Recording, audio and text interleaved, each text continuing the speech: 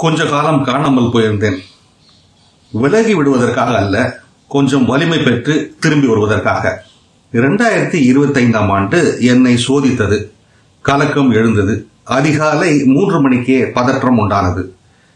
தனிமையான வாரங்கள், பசி இல்லை, நான் காணாமற் போனேன். இல்லை, இவை எல்லாவற்றின் மத்தியிலும் பிரகாசமான சில காரியங்கள் நடந்தன. சிறந்த பொருளாதார ஆராய்ச்சிக்கான பரிசு கிடைத்தது. என் MBA படிப்பை முடித்தேன். புதிய பார்வைகள், நண்பர்கள், வழிகாட்டிகள் கிடைத்தனர். மிக ஆழமான வேலை ஒழுங்கை உருவாக்கினேன். ஓராண்டுக்கு முன்னர் முடியாது என்று நினைத்த ஒன்றை முடித்தேன். பேட்மிண்டன் விளையாட ஆரம்பித்தேன். புதிதாய் ஒரு மொழியை கற்றுக்கொண்டேன். கொழுப்பை குறைத்தேன். தசையை வளர்த்தேன். பொறுமையை வளர்த்தேன்.